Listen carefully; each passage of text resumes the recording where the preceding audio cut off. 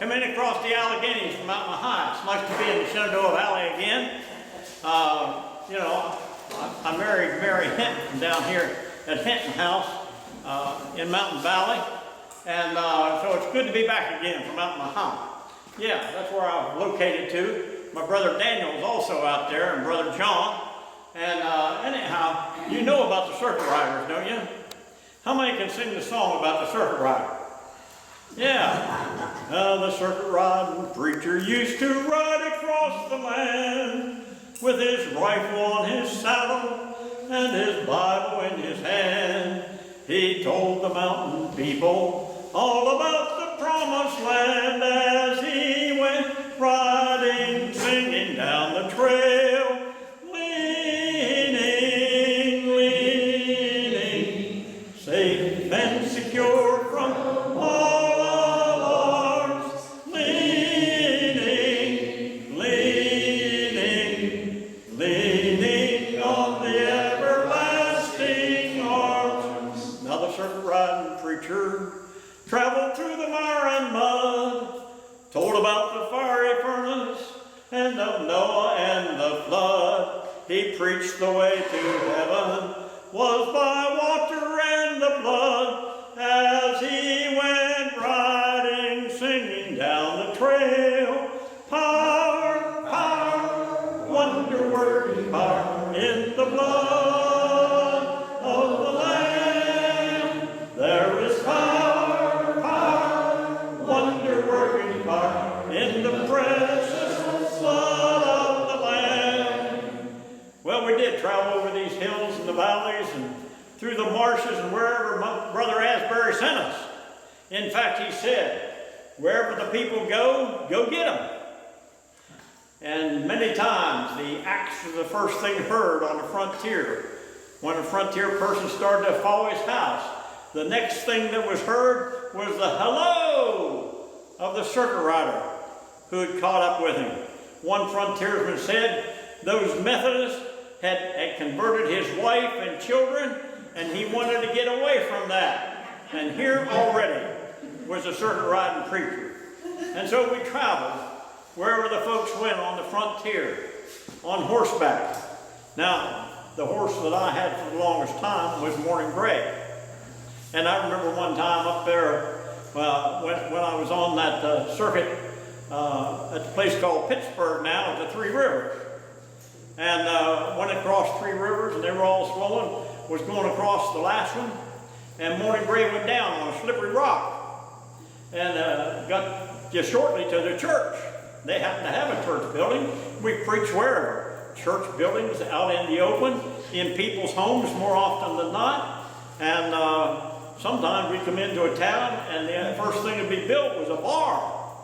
But many times the bar owner would close the bar down when the circuit rider would come and let us use the bar for our pulpit.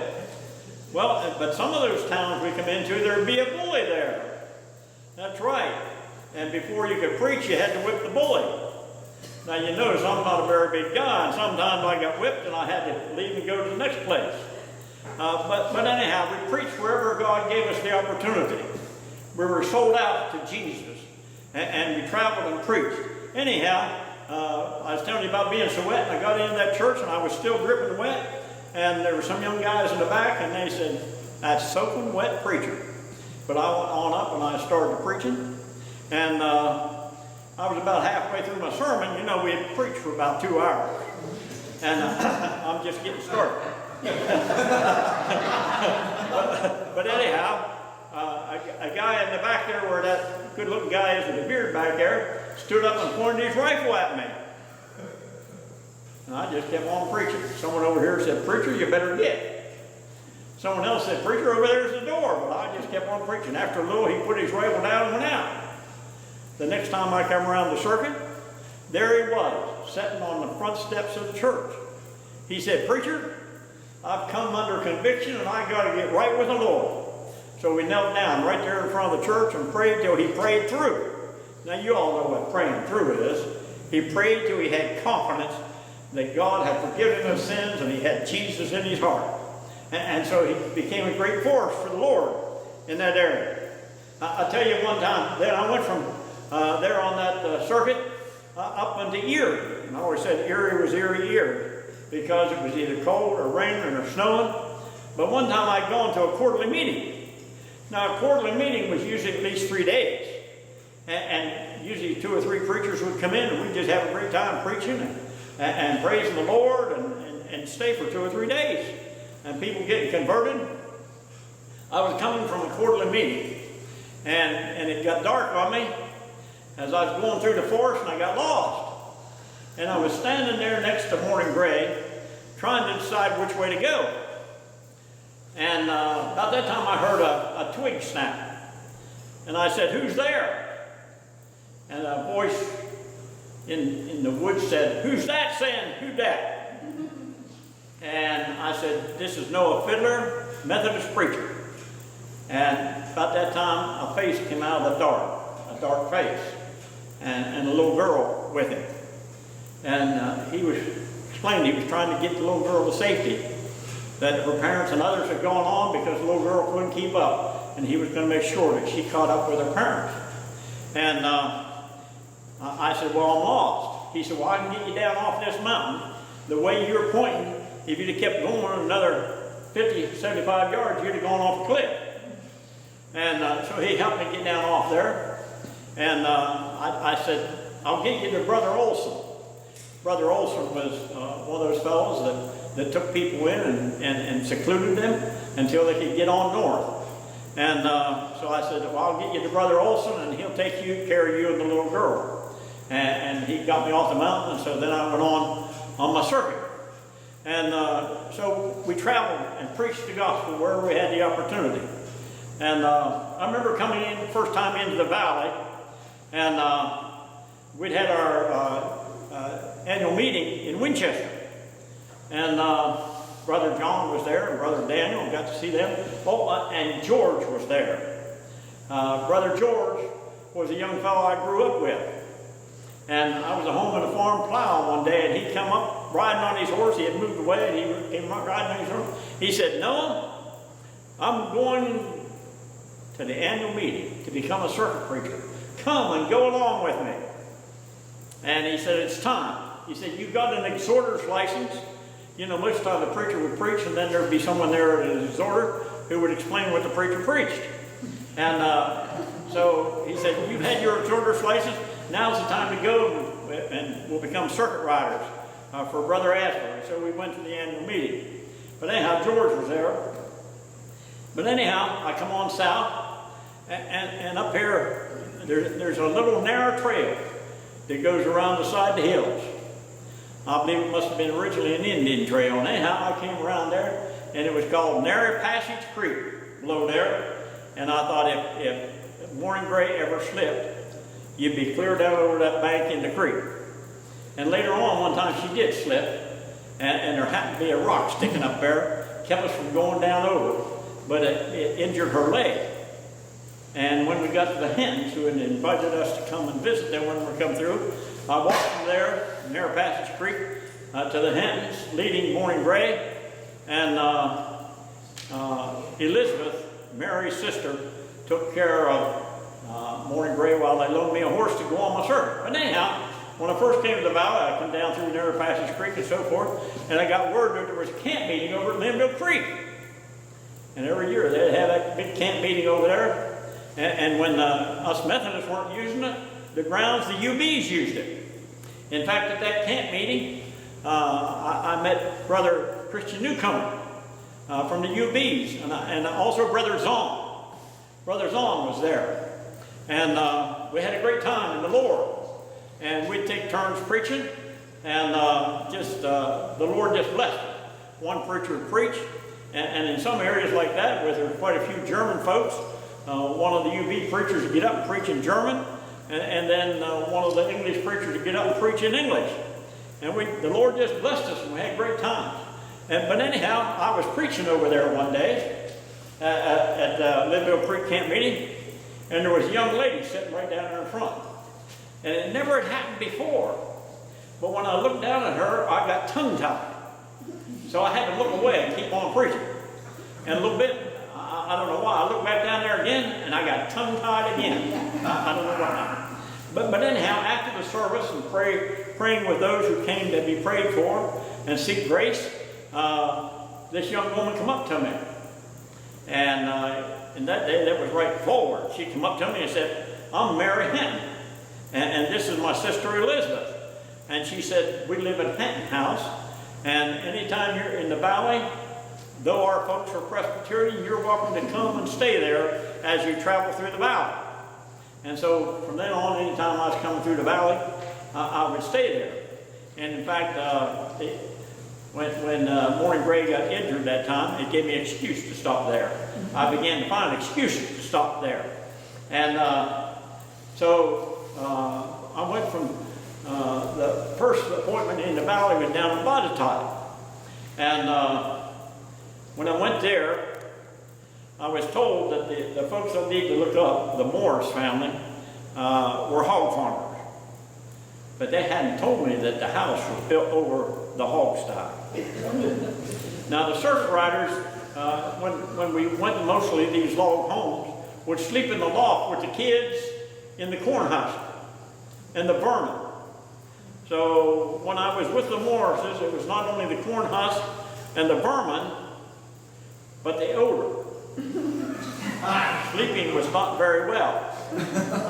But anyhow, I'll tell you this case. When the circuit rider got there, usually family members would scatter out around the community and say that became their preaching day. And the kids scattered out throughout the community and everybody else. And that afternoon, while they were going to tell the people in the community that the circuit rider was there, so they'd be preaching that night, Mrs. Moore spent the whole afternoon telling me of the faults of every one of her woman neighbors. I mean, I got a good dose. Now, can you guess what I preached on? Yeah. Well, the main thing we carry in our saddlebags is our Bible and a hymn book and a discipline.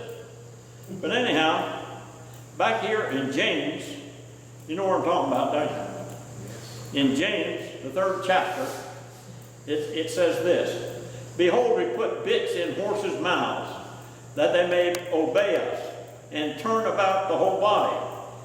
And behold, also a ship, which though is great, is driven by the winds, yet they are turned with a small helm, whatsoever to govern them. Even so, the tongue is a little member, and boasteth great things. Behold, a great and matter, a little fire killeth. Yes. And so I preached on that, about how the tongue can be so devastating. And that evening, and the Lord just gave me freedom to preach, and I really laid it out there. That's right. Well, that evening after services were over, we had been blessed real good, and everyone was gone. Mrs. Moore said to me, preacher, you really gave it to him tonight.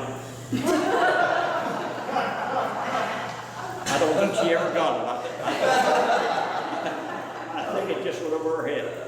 But anyhow, traveling from place to place, I was the first circuit rider appointed to the Stanton Circuit.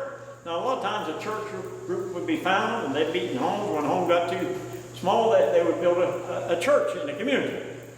And but until they had enough circuit riders, they would appoint a circuit rider. In fact, one circuit down in the southern part of the state, south of the James River, was the Brunswick Circuit. And there was 160 places to stop and preach. It took a preacher 3 weeks to get around. And so they sent 3 preachers. So every 2 weeks, a preacher would get around. But anyhow, first preacher on the Stanton Circuit. And Bishop McKendry came to me and he said, Noah, can you take a tough assignment? I said, well, Bishop Atbury thinks I should go there. I think if he has confidence in me, I think I can go. So I was the first appointed preacher to the Stanton Circuit. And then went on the Rockingham Circuit, which was actually 3 counties. And someone said, well, that's going to be pretty tough. I said, well, to myself, I'll be closer to Mary. And so the second year, after 1 year on the Rockingham Circuit, Mary and I married, and I located. when a preacher located, he would only have 8 or 10 churches to go around and preach if he so chose. So I had 8 or 10 churches to preach, and I would go there, and then we went to Ohio. But you know, the Lord blessed, because we were serving the Lord and doing His will and whatever He wanted. And I'm going to close with one more verse of that circuit riding preaching song. And it kind of goes like this. His rifle may be rusty as it hangs upon the wall. His Bible old and dusty, maybe never read at all. But until the resurrection, when we hear the trumpet call, His truth goes marching on. Join me. Glory, glory, hallelujah. Glory, glory, hallelujah. Glory, glory, hallelujah. His truth goes marching on. Now, I know we're kind of on a schedule, and so if you have any questions for the circuit rider, I'm going to be kind of around and circulating around. If you have any questions, I'll try to answer them. If I don't know them, I'll say so. Because I learned that the more schooling I got, the dumber I found out I was. So I don't know all the answers, but if you have some questions about the circuit riders, I'll be glad to try to answer any answers that you have. And just thank you all for the opportunity. Thank you all. I was a Methodist. I'm sorry about that.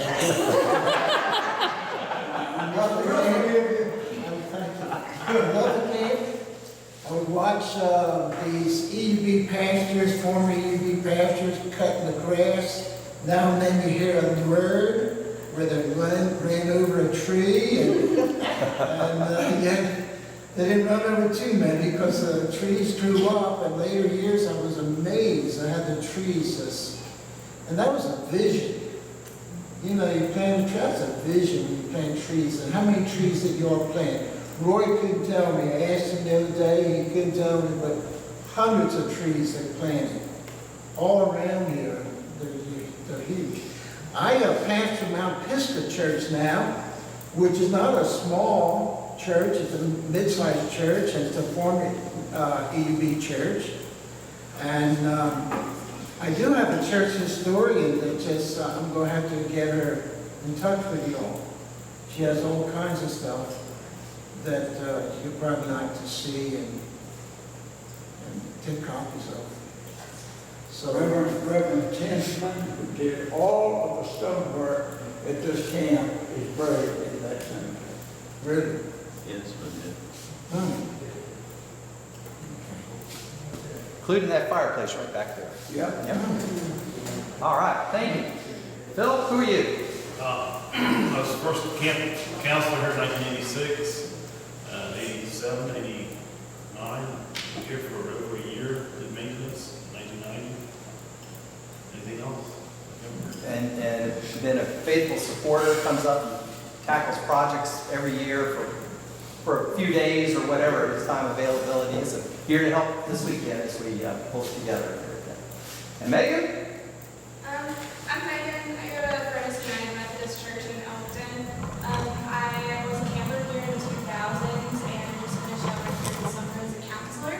And I just work here in Buckle a lot. So I'm here when I can be. Great. Glad you're back again. Coming down the line. David, who are you all? I'm David Pratt. I won't share too much with you now, but I'm going to share this afternoon. I brought along a friend,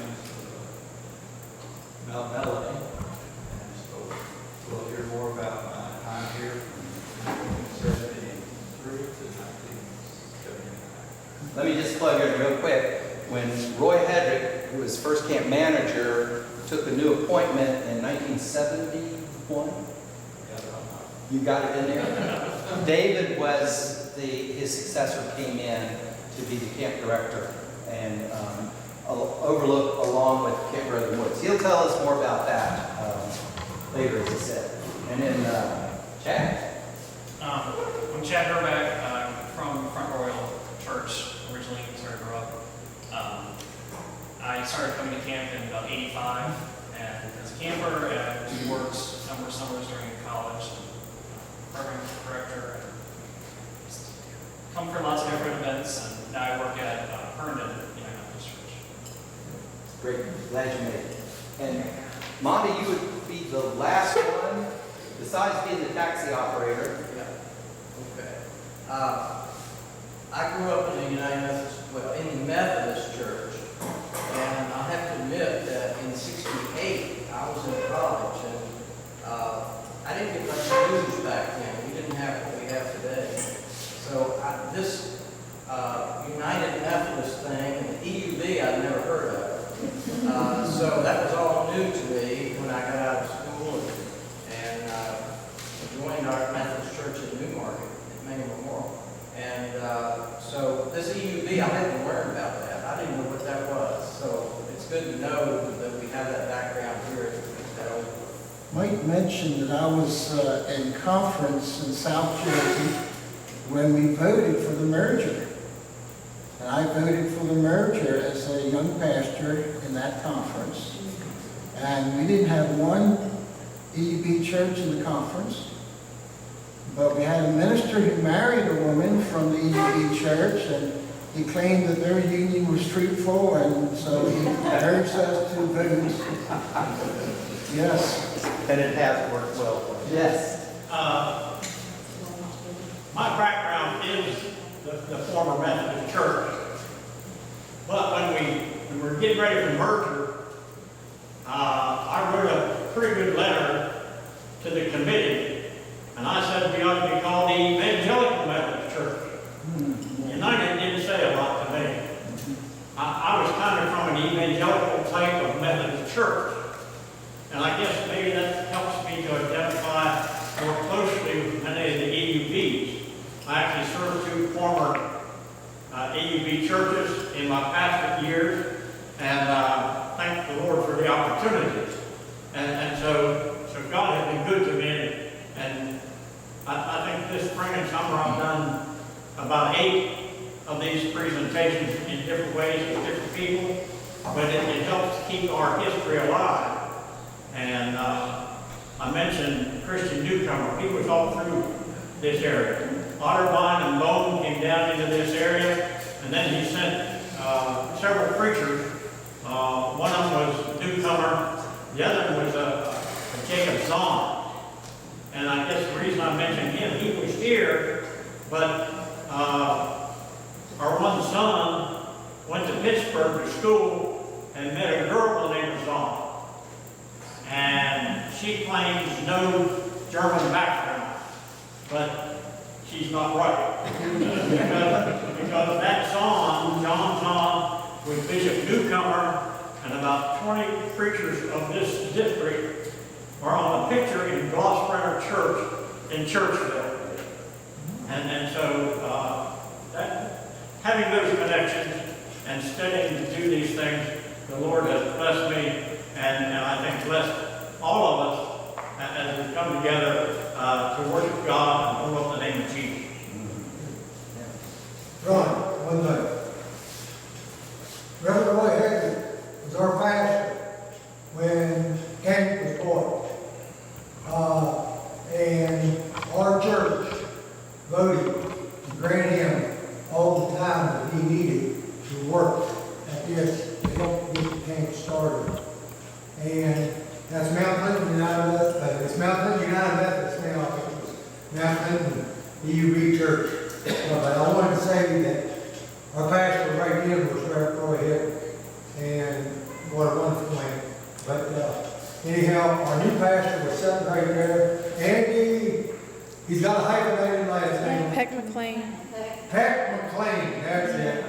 Peck McLean. So, but anyhow, that was our pastor. I don't know where he had to leave, but anyhow, that's our new pastor. He's been with us about 2 years now. And he's from New York area. He's from New York area. He's been very interesting. He's hiking around camp and trying to pull all loose ends together. So, well, it's delightful to have you here. We're going to be joined by more and more people as the afternoon unfolds. And I think there is some hot pork barbecue sandwiches waiting for us up at the dining hall. So I invite you, if you need a taxi ride, to get Monty's attention. He'll make multiple trips, and we'll just regroup and fellowship and